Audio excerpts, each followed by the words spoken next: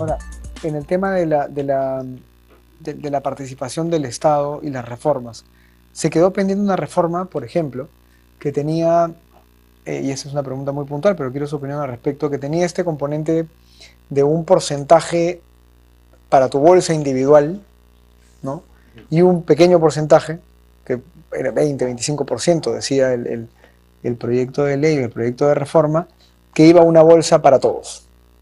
Con lo cual entramos otra vez en un dilema porque, como decía Pablo, le vuelves a cargar a los formales el hecho de tener que aportar para otras personas, pero tenía cierta sensatez en la medida en que, eh, claro, de ese fondo de pensiones individualizado había un aporte solidario para una cantidad de población que no tenía esos recursos.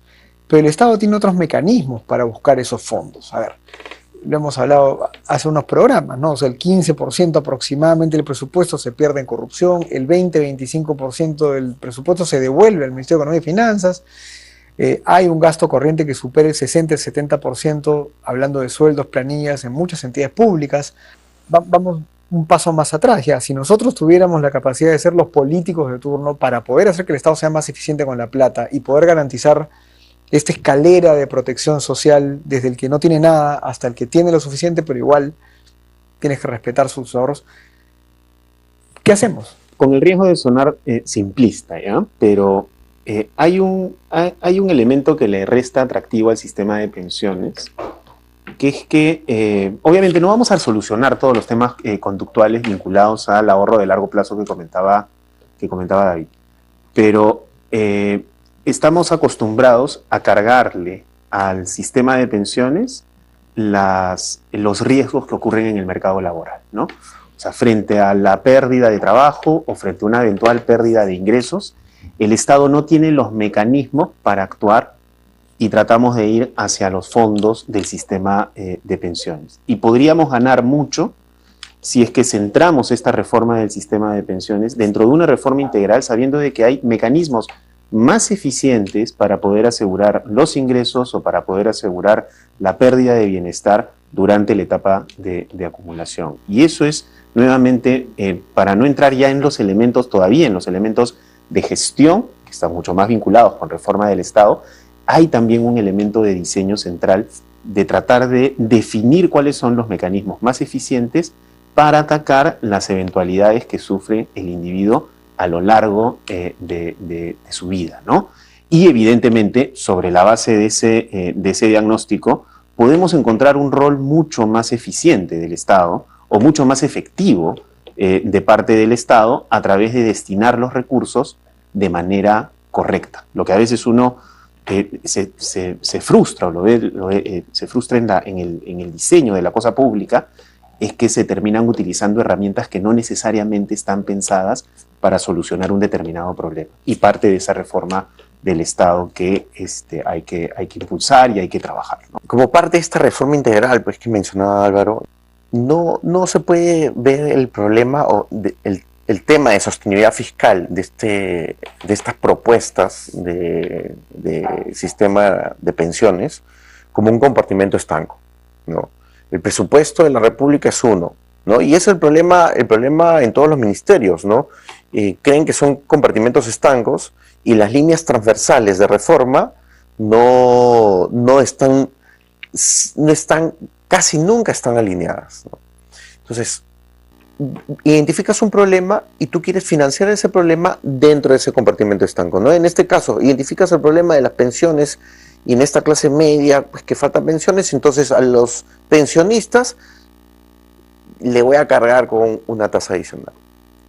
En lugar de ver esta reforma integral de protección social con un presupuesto que tú manejas del Estado y que en el tiempo pretendes que vaya incrementándose, porque tu reforma tributaria, el objetivo de tu reforma tributaria es que la presión fiscal también aumente y además también vayas eliminando estas ineficiencias que tú mencionabas que hay dentro del Estado en cada uno de los sectores, ¿no? En particular, y yo siempre te lo he contado, la ineficiencia en los hospitales públicos, en donde casi el 25-30% del costo de una atención o una intervención quirúrgica es gasto administrativo, ¿no? Es totalmente ineficiente.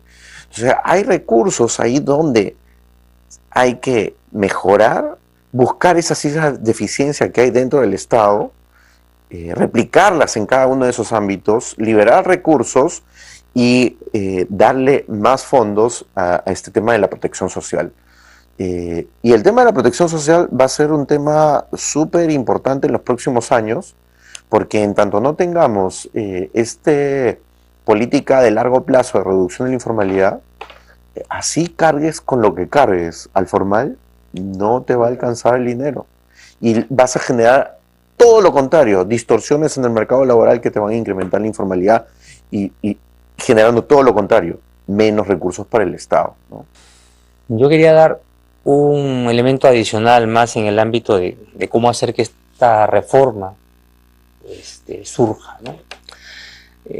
A ver, yo creo que el sistema de pensiones está sobrediagnosticado, la verdad, ¿no? O sea, yo creo que hay muy buenos diagnósticos, muy buenas propuestas para la discusión. No es que uno puede estar de acuerdo completamente con cada una de las que han salido.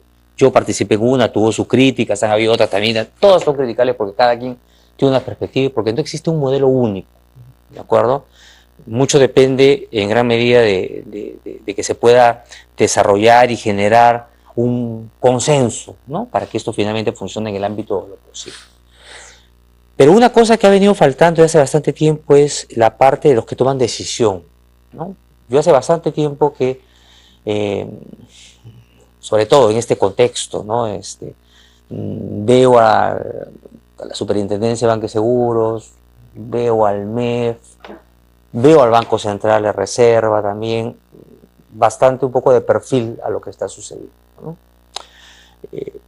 Básicamente, y quizás sea por la situación en la cual nos encontramos de arrinconamiento por parte de los políticos, de los populistas, es que sus acciones han sido más defensivas, ¿no? Es decir, ¿para qué han ido al Congreso? Han ido fundamentalmente para ir a decir que no al tema de los retiros, bien explicado, pero ok, pero no hemos percibido una propuesta en la cual estas instituciones, esas tres que he mencionado, por lo menos estén integradas para hacer esto en marcha. Lo que sí hubo en la época justo antes de la pandemia, la ministra Tony Alva, ella estuvo impulsando tratando de generar algún tipo de consenso en esta reforma, y al final ni el Banco Central ni la CBS quisieron intervenir porque no estaban de acuerdo. Entonces, yo creo que ahí vamos mal, ¿no? Yo creo que hay que hacer ese esfuerzo. Si no se ponen de acuerdo de cómo avanzar este tema a nivel de los que deberían estar liderando, impulsando, al menos técnicamente, y luego que son aquellos que creo que tienen la capacidad de alguna manera de integrar consensos en el ámbito del Congreso, son los que una comisión de expertos llega hasta donde llega, ¿no? Deja su informe y está, ¿no? Pero son estas instituciones las llamadas a liderar, a romper un poco la inercia en la cual estamos hoy, de que cuando hablamos de pensiones solamente estamos hablando de cuándo es el próximo retiro, porque yo creo que esto es lo que se ha generado ahora. O sea, esto no es el último, ¿ah? Yo creo que se ha generado ya una dinámica que yo creo que llega el momento en que algunas de estas instituciones se llamen entre ellos, digamos, ¿sabes qué? Pongamos en marcha una política, vayamos al Congreso, los tres juntos, propongamos a ver si hacemos marchar esto, porque si no, temo que va a ser muy complicado que muchas de las cosas interesantes que han venido mencionando tanto Álvaro, Pablo y algunas menos interesantes como las mías vayan a finalmente hacer que esto funcione, ¿no? No, importante, muy interesante, porque terminamos con el tema que también suena simplista, pero no es menor, que es la voluntad política, ¿no? Y acá hay aquí yo tengo dos comentarios para terminar un poco el programa. El primero es, bueno, instituciones como Macrocónsul, la Universidad del Pacífico, los centros de investigación, el Consejo Superior de Competitividad y humildemente también la Asociación de Contribuyentes y otros centros de investigación justamente tienen ese rol de levantar el tema y ponerlo en el debate. Entonces acá la tarea también está para nosotros y para ustedes, porque finalmente a veces echamos la culpa a los políticos, no, pero desde la ciudadanía y desde la academia no empujamos de verdad con consistencia estos temas. Y lo segundo es, un ciudadano pobre, clase media, pujante, emergente, rico, como quieran llamarlo, que tiene libertad y crece porque no tiene muchos obstáculos para crecer, obviamente con la regulación, con la fiscalización, el respeto a la ley, el Estado de Derecho, es un ciudadano que luego va a poder sentarse a la mesa y decir, puedo ahorrar. Y por lo tanto, es un ciudadano que luego va a poder decir, quiero confiar en alguien que maneje mis ahorros y lo puedo hacer a mediano o largo plazo porque tengo esa sensación de confiar.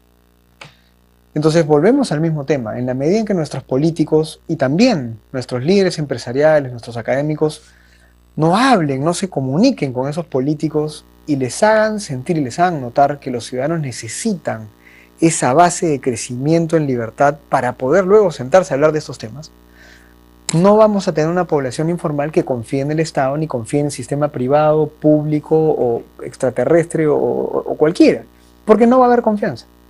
Entonces creo que lo que necesitamos es otra vez un diálogo entre el sector privado, la academia y el Estado para poder levantar estos temas y llegar a esa persona, ese ciudadano, que es finalmente el centro de estos debates, ¿no? El que tiene que tener un futuro digno, un futuro en el cual pueda tener una adultez mayor segura.